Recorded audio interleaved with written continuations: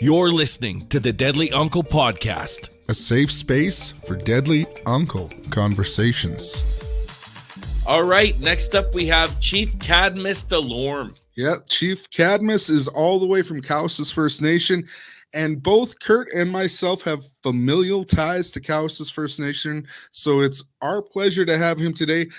Cadmus has a master's degree in public administration. He's got a Bachelor of Administration, as well as a certificate in hospitality and tourism. He's got some great economic things going on the First Nation, and we're so proud to have him here today. Blessed to have him. I grew up on Cowessess First Nation. I'm 40 years old. I look young. That's that reserve water. I shower in every day on Cowessess. And I grew up just beside the band office on the upper hill. So on Cowessess, there's a lower and an upper hill. We're in the Qu'Appelle Valley. Our ancestors picked a beautiful location. And I graduated from Cowessess Community Education Center in 2000. I had one goal at the time, and it was to look like Eminem Marshall Mathers. And anybody that stalks me on social media, you'll find a picture of me trying to really look like Eminem Marshall Mathers. I grew up in a home with loving parents. We weren't wealthy rich. We were just love rich. I'm the youngest of 9 children.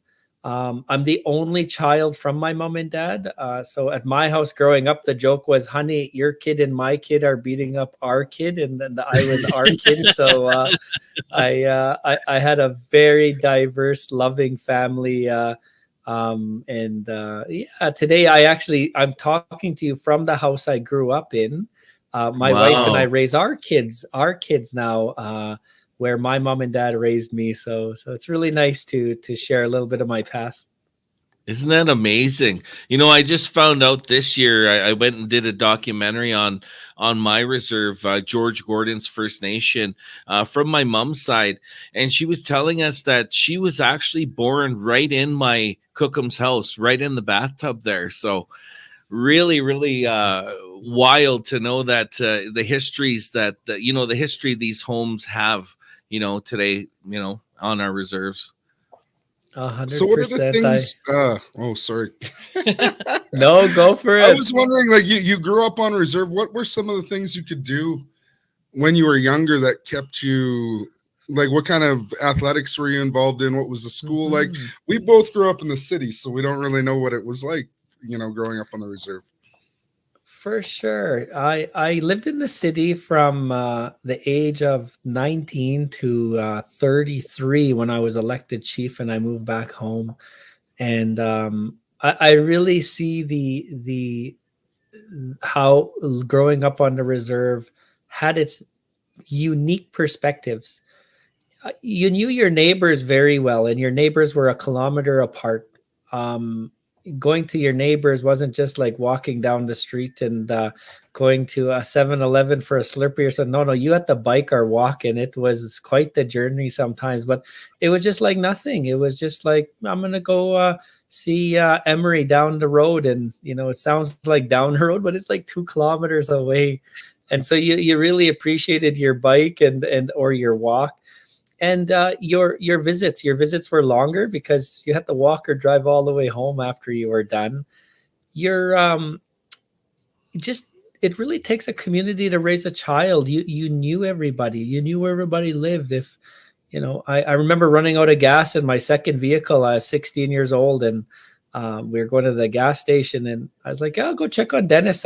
Telling my friend I was with, I'll just go check on Dennis. And I knew he had a Rottweiler, because when you're on the reserve, you know whose dogs are what. And Dennis's Rottweiler chased me all the way back to my car, and Dennis come out just laughing. He's an elder, eh? And still to this day, he makes the best joke about how fast I ran back to my car. And the sports was it wasn't just Cowessess. We're adjacent. There's Zagame, Cowessess, Kakawishtown, Ochapowace. And so we amalgamated our sports. And I remember playing on Pee-wee Bantam hockey teams with the 4 nations. And today we use that friendship from our hockey to unite now in more politics and bigger adult focused areas.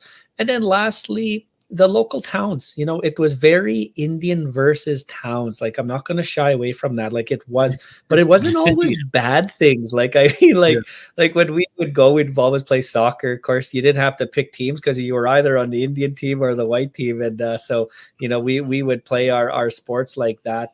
But, you know, it was after the games, like we would go hang out and, you know, it was fun. And, you know, we would go to, when you got into the party stages or the weekend stuff, when you were teenagers, you know, we would go to a house party at a farm by the nation. And then sometimes they would venture out to the reserve. I think we had our little stigma once in a while, but, you know, just growing up on the reserve was, I found myself very appreciative of a Slurpee when I got to the city, or a Zeller, or a Walmart, because on the reserve you just got what you have in the fridge, and that was the best part.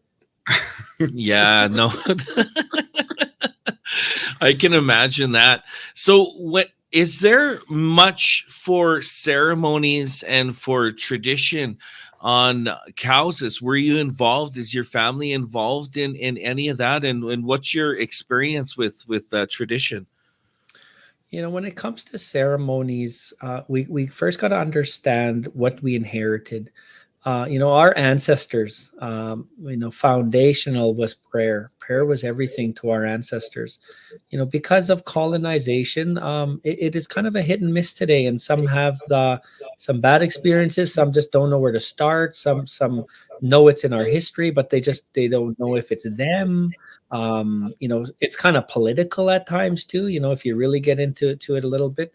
But you know, growing up, my parents both attended residential schools and were not really into the ceremonies. Respected it, but were not really into it. When I was 12 years old, my mom and dad dropped me off at a rain dance in Zagame on a Wednesday and picked me up on Sunday. I had no clue what a rain dance was. I learned so much in those days I was there. We got the center tree. I was in charge of keeping the sweetgrass going around the center tree when it was there. I was the helper all weekend, and one of the best experiences I ever had. I don't think we should do that to our kids today. I'm not promoting that. But my parents did, and you know, I always had a respect for ceremonies. I knew what my parents were doing. They were just dropping me off with people who knew. And so, you know, when I was 18, my mom got sick. She had something wrong with her spine. And at that time, my dad and mom had a relative that was very ceremonial and said, someone has to sacrifice in your family. And what that means is to fast. And so at 18, I fasted for my mom and my best friend at the time, Rai Lara. We were like best friends growing up on the reserve. He fasted with me. And so it really allowed me to understand ceremony. So today, to really answer your question, ceremony is in communities. It is in First Nations, but it's not like a personal invite. Don't wait for your personal invite. You know, my parents knew that their upbringing was different, but they really encouraged me to welcome it in for myself. So today, my kids and my wife and I, we attend ceremonies. Like on Cowessess, there are 3 sweat lodges, and they're all family run. They're not community sweat lodges, but these family runs, they're for the community. Like if you were ever to come to Cowessess and say you want to go to a sweat, I'll just tell you, there's one tonight, there's one in 2 days, there's one on Saturday. Which one would you like to go to? And, you know, we're very encouraging and helping in the protocol too, because we know sometimes people may not know the protocol. Yeah, and that's exactly my parents' experience and our experience as well. Yeah. Kind of growing up, like I just realized, like because of growing up in Treaty 7 area, I was exposed to the Blackfoot teachings and way of being up in this area. So, you know, I didn't really grow up too much in Edmonton. I was back and forth as a kid, but I got a little bit of those teachings from the Treaty 7. So, you know, learning it, and I'm still learning. I just found out that one of our ceremonies is from my uncle George, who also is a powwow singer of Gray Buffalo. So yeah, just learning in our older ages, you know, growing up in the city we're trying to experience that for ourselves for sure. Nice. It's a lifelong journey. For sure. And you mentioned the other reserves. Are you related to anybody on, say, the other 3 reserves? I'm not familiar with your background that much, Cadmus. Absolutely. So my father is Bruce Delorme. His father was Leo Delorme, and my great grandfather was Ambrose Delorme. So that's my lineage in Cowessess, and then the Leroy family with that. My grandma, my dad's mom was a Leroy. My mother's from Ochapowace. My mother is a Bear Isaac from Ochapowace. Her grandmother is a Lewison from Cowessess. And I have a few X's on Sakame, so I'm related to all 4 in the 4 nations here. So, well, I was really interested when we came to the urban dinner. You guys had all the ancestry stuff put up on the wall there, and that kind of started a journey for me to going into this stuff because Dino Leroy got in touch with me. He was doing some of the ancestry stuff, and he sent me like an ancestry chart of my own. And I don't know if you're aware of my great grandmother Madeline O'Soup or Madeline Acus, her story. Mm-hmm. So she was adopted onto the reserve in like around the turn of the century, and she was non-Indigenous, but she was adopted as a baby and raised, traditionally on Cowessess with the O'Soups, and then married my great-grandfather, Mush and Paul. So through all this DNA stuff, they were able to locate her birth parents through ancestry. And I've been able to trace that Irish lineage right back to the 1700s. And the wild thing about it is one of my ancestors was born in Monaghan, Ireland, and I'm going to Monaghan in 5 days to perform. So it's like it all started at that Cowessess dinner. It kind of sparked my thing into this because we always there was always oral history in our family about Coca Madeline and where she came from, and all this ancestry stuff is actually, it's like verified all that oral history that we had. So it's really cool, and it was kind of sparked by what I experienced at the Cowessess thing there, where I was looking at all these family names, and I'm like, I'd like to figure out my dad's grandmother's line because that was unknown to us before, but now I've been able to fill in all those blanks. So thanks for that. That was actually interesting. I'm glad that the nation is doing that for people to see how they're related to each other, and because it's really important to know where you came from, I think, to understand what's coming next, right? 100%. And thanks for sharing that. And you did that between your guys' amazing songs you were sharing with us. So that's really good. Being a Indigenous male, we're 3 males here. It doesn't matter if you're on reserve, off reserve, if you've never been to the reserve, if you've always lived on a reserve. Each of us share that. We don't really know our history. Like that's just standard. And it's a reality check. It's not I don't think it's something to dwell on. But once you start getting into your history, or maybe our fathers did something, maybe our fathers weren't there, maybe our fathers were very loving. Like, we all have different backgrounds. But the more we get to learn our lineage and like our actual bloodline, it really allows us to understand more of what we inherited and not take it so personal sometimes. Because, it's already tough being a male in this country, especially an Indigenous male. And, but, I'm really happy you got to experience that, Trent, because I was, one that I had a father who was very close to me, but he wasn't really close with his father and never really talked about his grandpa. So my own male lineage, I can only go back really as far as my father. And then my uncles played a little role as well. But I come from a family where men don't share their feelings. It's all humor and, just a little bit of tough love here and there. So, even for my boys, it's tough for me personally to try and show emotions, but I recognize that today. Yeah, no, I definitely agree. And I think it's important for Indigenous men to be able to share their feelings and hug their children. I was telling Trent, and I've told a few other people, myself too, I never knew how to hug anybody until I was about 28 years old, and hug in a family way, like a real true loving hug, and it's just the small things that I think that we forget about, as a society.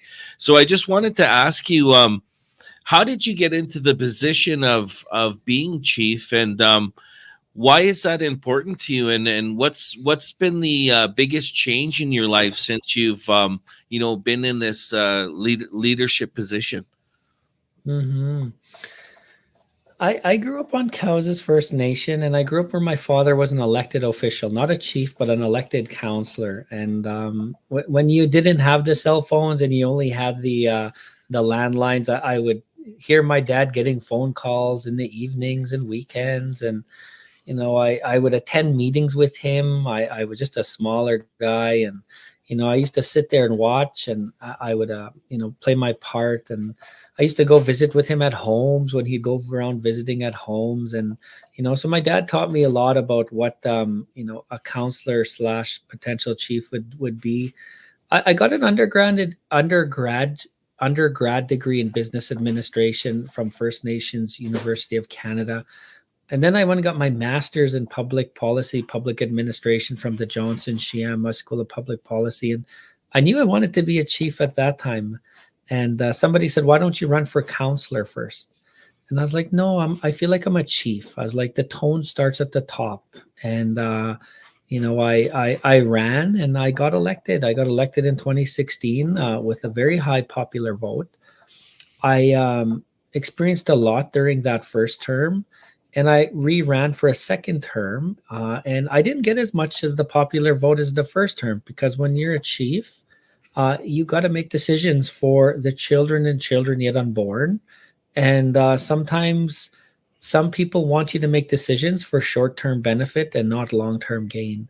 And I'm an elected official where I'm always thinking long-term. Like this is what you call delayed gratification. And sometimes politicians don't like that, because you're not going to feel the benefits of your change for sometimes a generation, sometimes a couple years. And so, my biggest learning is you see the people differently from a chief's chair.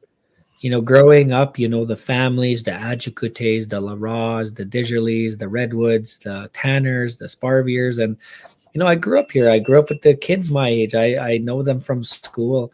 But when you're a chief, you manage poverty. You manage physical, emotional, mental poverty.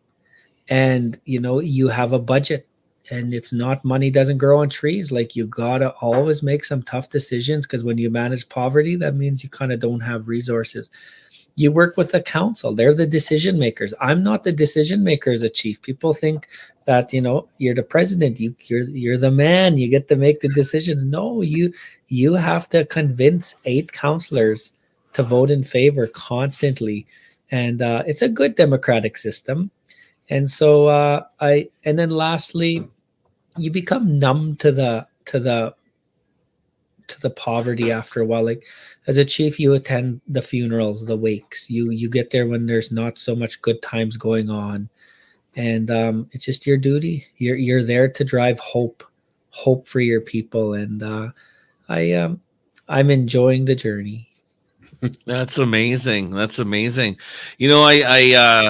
I also know that you guys have a Tim Hortons that you're a part of. That's amazing. One of the things that I've always talked about, which would be cool, little idea I'll throw out there for somebody maybe in the future here.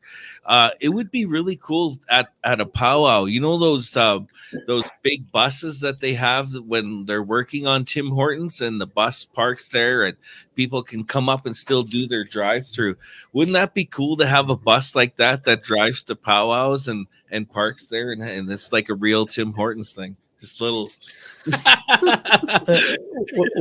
What if you had dancer drive-through? You're just in the arbor, just handing out coffee and tea there, and they wouldn't even have to leave the arbor. Instead of drive-through cars, you just have drive-through intertribals. Maybe that's something that could be.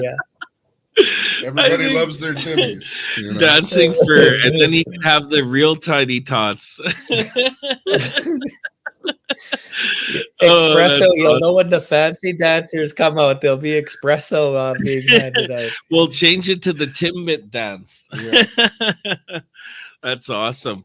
And I also just wanted to say that I seen I think it's Cowessess that's throwing on the men's group in Regina. I'm not sure if you've heard of that, but if you do, I would love to know more about that and why that's important and how that all started. Yeah, thank you. You know, Cowessess is revamping child welfare reform. And it's not just about the child. It's about the vertical lineage of the child, mom and dad, grandma, grandpa, uncle, auntie. And, you know, we have women's groups, which are needed. You know, the most toughest person to be in this country is a female Indigenous person. That there's no question there. Mm-hmm. And, you know, parents sometimes just need to be retaught how to be a parent. And I don't mean that in a bad way. That's just, you know, we've been through a lot as Indigenous people. And so, you know, we were like, well, what are we doing for the men? What are we doing to just bring men together? And so on the reserve, we've had a men's group for a while. You know, now we're starting to move into the urban settings. Regina is a huge population for Cowessess First Nation. We have more people that live in Regina than in the community of Cowessess. So we are expanding. We do virtual. So, you know, we try and do them online as well. And it's really tough, especially virtually when you're trying to vent or share a little bit and you don't know who's on listening, or when you're in a room with other men, right away you put up that shield, you know, because there's 3 shields each of us carry. That outside shield that everybody sees, and that's that smile you always have on your face. That second sphere is just your closest friends and family see. And that third sphere nobody ever sees. And that's the one sometimes that where that depression or that sadness or that loneliness really kicks in. And you know, so, you know, when we have our men's groups and our men's circles, we try at least get to that second sphere so you could like share a little bit and make sure that, you know, understand you're not alone on this journey.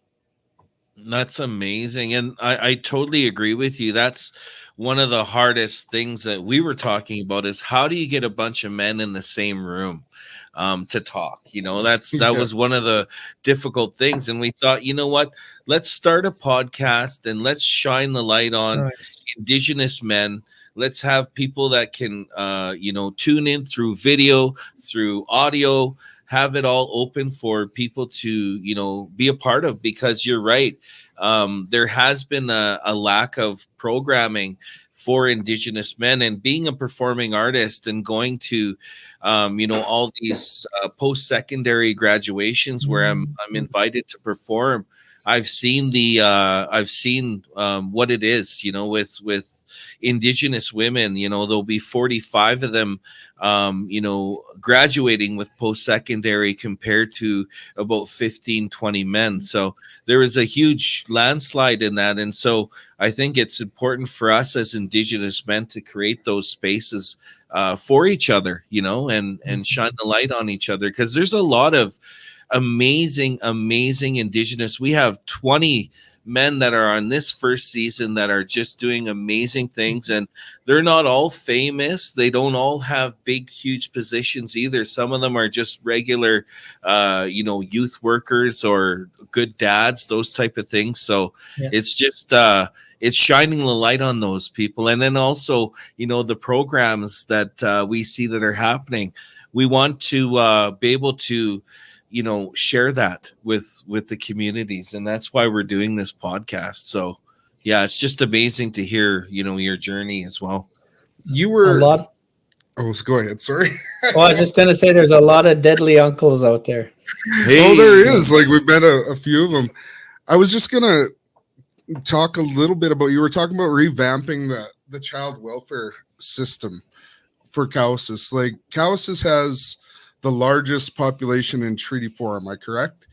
Okay. Correct. So you have, and then the majority of those people live off reserves. So I can see how you say you're managing poverty, right? Like, that's got to be tough with having, you know, all your people spread out.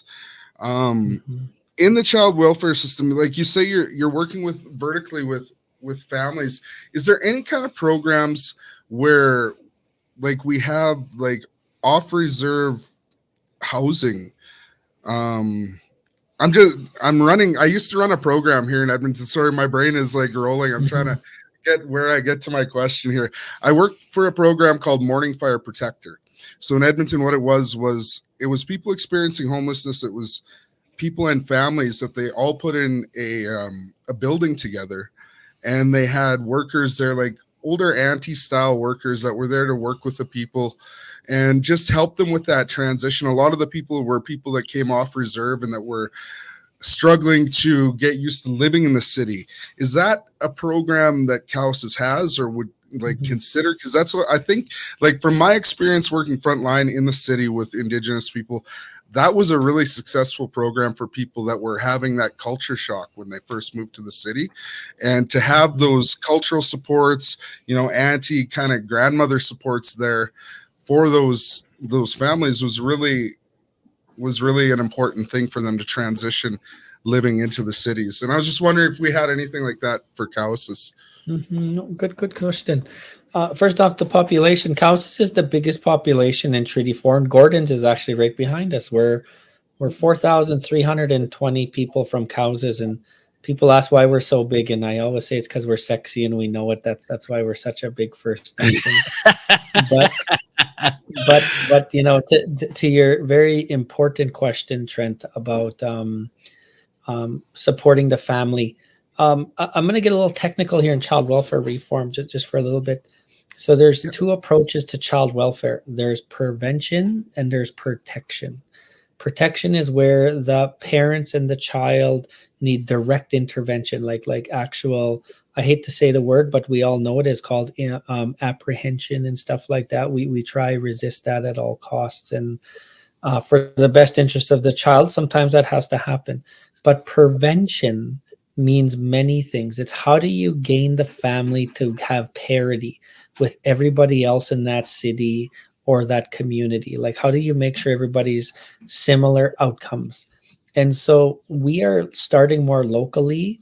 We have what you call Sacred Wolf Lodge, where if a family is in prevention, we ask them, and it's not getting better if the family just has a lot of intergenerational trauma. We will ask them if they would like to stay for 3 months in Sacred Wolf Lodge. So mom, dad, kids, and we train grandmothers to go and live with them. So they become their kokoms, their grandmothers, and they go there in shifts, and they just reteach them how supper is, how you clean up after supper, how you have a talking circle before bed, how you help each other in the morning. And we've been graduating families from Sacred Wolf Lodge very successfully lately. It's a new model, and so we are now looking to expand it.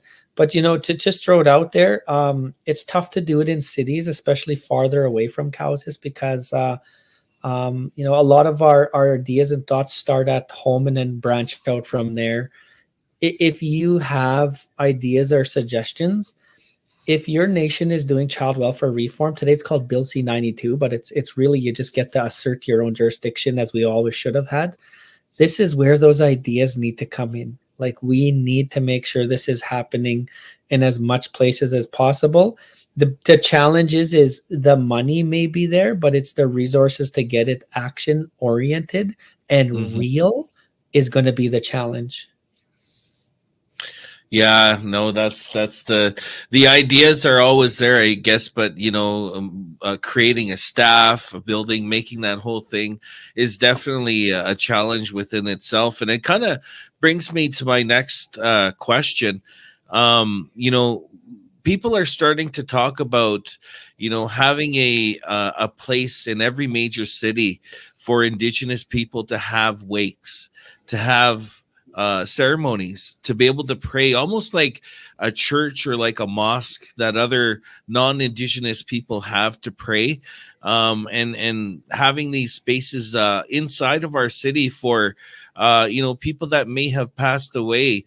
They have a lot of friends or family that are in that city that can't make it out into the land to go to funerals. So a lot of people have been talking about creating these spaces for Indigenous peoples inside of every major city across Turtle Island, and I just wanted to know your opinion on that, and whether you think it's important or not. Absolutely. I'm going to separate your question into two. I'll talk about the gathering places in urban settings for times of mourning. Maybe it could be a wake or a funeral. It's a tough go. Like in the community, you get the hall for free. You at no cost, and the chief and council and the community all come together. Food is brought, and it's just a beautiful, beautiful moment, and a very sad time as well. But it just shows how the community will put aside any other thing that's going on just to try and accommodate the best they can. In the cities, it's so diverse and so big. It's tough to do that. And, some centers have it, some centers don't. And I do hope in the future that cities, maybe municipalities, can partner with local First Nations and Métis to make a facility like that. But it actually has to be co-driven by the municipalities as well. When it comes to ceremonies, Indigenous ceremonies it's a coming of age, and there's a lot of you got to sacrifice years and years and years to become a very respected and carry yourself in that way to be a ceremonial leader. It's a doctor. It takes 8 years for a doctor to be in this country a doctor. It probably takes you 20 years to be a ceremonial leader, because you got to sacrifice so much. And so it's very personal. And to say a mosque or a church, First Nation ceremonies, they're very not territorial, but kind of respecting one another without crossing those lines. Like I'll give an example in Cowessess. Like we have one ceremony teepee that does Cree. We have one that does Lakota. We have one that does kind of a Cree Saulteaux. You kind of got to know the protocols for each of them, because they're all unique. And it's not a bad thing, but it's just you got to know the protocols, because it's just a respectable thing. So you can't really have just one in a city, because you're going to have people not show up because, well, I don't do Lakota, I don't do Cree, I don't do that way. And and we don't want to hinder people. We want them to be welcoming. And so I think you almost need to know your territory of your city, like Edmonton, for example, very strong Cree in the south, very Dene in the north. How do you make sure you have those as options? You probably have a lot of Ojibwe from the east side of Canada. Do you need an Ojibwe one? So I think you kind of got to separate the two, but make sure if you use the local hub as the place to go to those other places, 100%. Yeah, and it's great that you say that, because we were speaking to somebody here from this area, and they were talking and saying the same thing, that they will have the ceremonies, but they'll have them in different teepees, and they'll be for different tribes, or different dates, those type of things, to have the actual building. So that's totally another, and see, that's one of the things that I think is being discussed, is how do we accommodate all the different ways of being, how do we accommodate all that? So, but I do think that it is important for us to have those spaces as Indigenous people, especially for the urban people that can't make it out, to do ceremonies out on the land. So, but yeah, a lot of our brothers and sisters on the streets, they can't make it back home, right? Like they're living type of life, and just to be able to, maybe get to smudge in an area would be something that would lead them on the right path. And those are the types of things that we're talking about. Of course, ceremonies as well, but trying to introduce our people that are struggling back to their culture a little bit, giving them kind of a guiding way, if we could. Yeah, 100%. Like one more comment is, if municipalities, and I'm talking cities too, when I say municipality, I mean a mayor and council. You take Edmonton, Calgary, Regina, Saskatoon. Well, just to use those 5. if each council can dedicate 2 to 4 acres of land in a very strategic place where transportation can get there, buses and whatnot. And I tell you, just make it big enough for 100 people to gather, a couple breakout rooms, the healing that would happen in each city and the unity that the nations would come to. Like Cowessess, we have 200 people that live in Edmonton and the surrounding area. If I knew the mayor and council were doing that, I would personally call the mayor and say, Cowessess First Nation supports you. Do you need a letter of support for the federal government to fund this? Because you're helping Cowessess members. Like, it really has to kind of be driven by the municipalities to really drive it. And I know the local nations and supporting nations would support it as well. And if it's this podcast that is going to awaken that, maybe we just need to, because it will help. You can have language classes there. You can have smudging at any time. You can have food on cold days. You can prepare maybe a men's hunting group to go out to the north, and that's where they go before, and that's where they bring their whatever they, whatever animal, they prayed for and they bring back. Maybe that's where you can skin it and teach again. But we need a safe place to do that. 100%. That's amazing.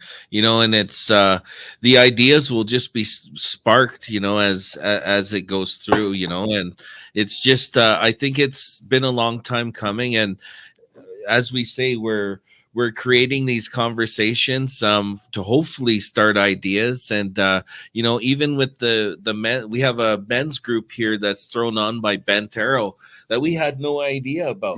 And so when that podcast comes out, a lot of men are going to find out about this group that you can join online as well too. You don't have to leave your home if you want to get that help through speaking and having those conversations. So that's exactly what this podcast is about. And I think that having you on here, you're definitely one of the deadly uncles, and we'll be sending you a deadly uncle cap. It's called the Deadly Uncle podcast. So next time we see pictures of you golfing, we want to see this hat. I would be honored to. And if an auntie asks me where to find a deadly uncle when I wear it, I'm going to direct them back to your website. Send all the aunties our way. Well, me anyways. This man's the man. Well, we're glad you had the time to finally sit down with us, Chief. We're really glad that you had the time to do this, because I think you are a role model for a lot of younger Indigenous men from Cowessess and from all over Saskatchewan. And so thank you for your time. And it's like Trent said, it's great to see someone that's in the younger years, giving a breath of fresh air to community, to leadership, and those things, with also following that protocol, which is always important too. But it's really nice to see, somebody that's, in their younger years. And speaking of aunties, I knew you were okay because my Auntie Belle said she knew you and you're a good guy. So. when Auntie Belle Young. She was a librarian at the First Nations University. Yeah. She said she knew you were a student. Oh, go ahead. Sorry. Oh, sorry, Trent. I was going to say, when Auntie Belle's name comes up on my phone, I'm either going to get a praise or I'm going to get heck for something. There's no middle ground. That sounds about right. I get the same call. It's probably not as serious as a Chief's call, but she's always ready to tell me to smarten up. That's for sure. That's the best. Well, thank you for all you do, and thank you so much for being on the podcast today. You really have made the season 1 special, and we hope to see you in the future here. Nanaskamun, thank you both, and everybody listening. Hey, one day at a time, we're getting stronger. Hi. Thank you. Hi. Thanks again. Hi. And we'll email you when we're gonna upload the podcast and stuff. I'll give you all the details. We're gonna get it all together in the next couple of weeks, so we'll let you know. A lot sounds good. A lot of fun. Very professional. Thank you very much. You're listening to the Deadly Uncle Podcast, a safe space for deadly uncle conversations.